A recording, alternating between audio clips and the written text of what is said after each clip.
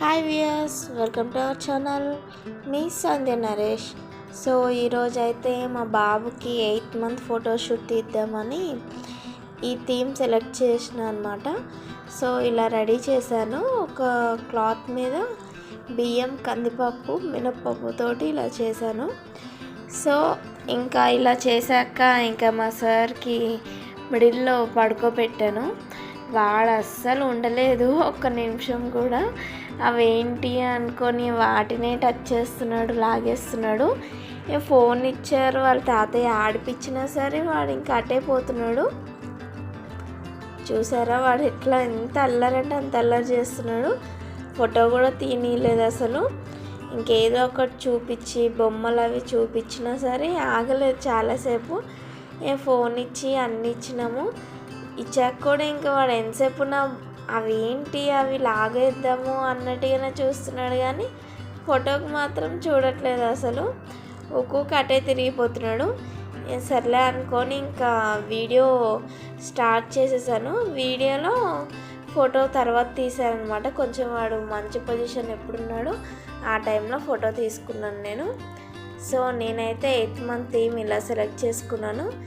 Next month theme ఎలా select చేస్తున్నాను, ఎలా చేస్తాను అన్నది కూడా నేను మీకు వీడియో పెడతాను అనమాట. సో ఇలా మనం 8th, 7th మంత్స్ ఇట్లా మంత్స్ టైంలో ఫొటోస్ తీస్తే మనకి ఒక మెమరబుల్ అనమాట. సో 1 ఇయర్కి ఇవన్నీ మంచిగా కలెక్ట్ చేసి ఏదైనా డెకరేట్ చేద్దామని అనుకుంటున్నాను. అందుకే ఇంక ఇవన్నీ ఫోటోషూట్. సో మొత్తం కంప్లీట్ చేసేసాను. అలానే ఉగ్గు చేద్దామని ఆల్రెడీ థంబ్నెయిల్ చూసి ఉంటారు కదా. మా బాబుకి ఎలా ఫుడ్ ప్రిపేర్ చేశాను అన్నది ఇప్పుడు చూపిస్తాను. సో ఫస్ట్ నేను పెట్టిన ఫుడ్ అయితే ఇదేని. ఒక గ్లాస్ బియ్యం తీసుకున్నానండి. దాంతో 1/2 గ్లాస్ కందిపప్పు, అలానే 1/2 గ్లాస్ పెసరపప్పు తీసుకున్నాను.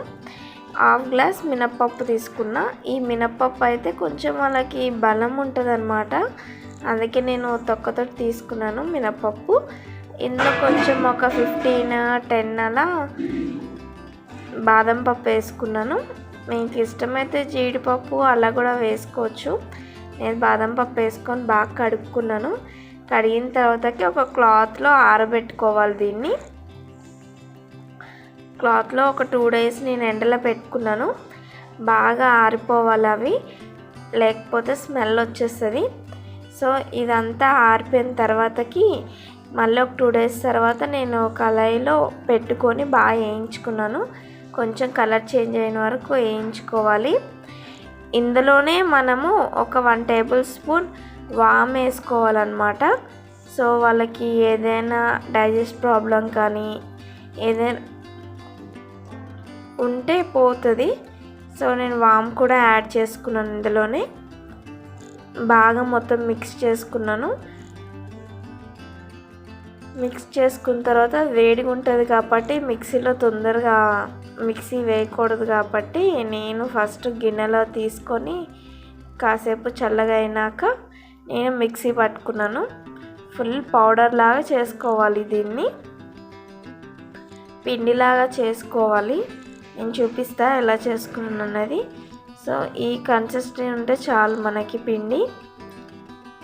ఇలా చేసుకున్న తర్వాతకి దీన్ని ఎలా తయారు చేసుకోవాలన్నది కూడా మీకు చూపిస్తాను. ఫస్ట్ మనం చల్లని వాటర్లో ఆ పిండి వేసుకోవాలి. ఒక 2 spoons కానీ 1 spoon కానీ వేసుకోవాలి. వేసుకొని బాగా మిక్స్ చేసుకోవాలి. వేడి మీద వేస్తే ఏంటంటే లంప్స్ పట్టేస్తుంది అనమాట. అలా లంప్స్ లేకుండా మనం బాగా మిక్స్ చేసుకోవాలి. ఇది మొత్తం మిక్స్ అయిన తర్వాతకి స్టవ్ మీద పెట్టుకోవాలి. స్టవ్ మీద పెట్టుకొని బాగా మిక్స్ చేస్తూ ఉండాలి, లేకపోతే అడుగు పట్టేస్తుంది. బాగా మిక్స్ చేసుకున్న తర్వాత ఈ కన్సిస్టెన్సీ వస్తుంది అనమాట. కొంచెం దగ్గర అయింది అని అంటే మనం ఆఫ్ చేసుకోవాలి. ఆఫ్ చేసుకొని చల్లగా అయినాక పిల్లలకి పెట్టాలి. నేనైతే ఇలానే తయారు చేసుకున్నాను ఇంట్లోనే. బయట ఫుడ్ సిర్లాక్ కన్నా ఇంట్లో మనం ఇలా ప్రిపేర్ చేసుకొని ఫస్ట్ పెట్టాలి పిల్లలకి. సో నా వీడియో కానీ మీకు నచ్చినట్టయితే లైక్ చేయండి, షేర్ చేయండి, అలానే సబ్స్క్రైబ్ చేసుకోవడం మాత్రం మర్చిపోకండి. Stay tuned guys.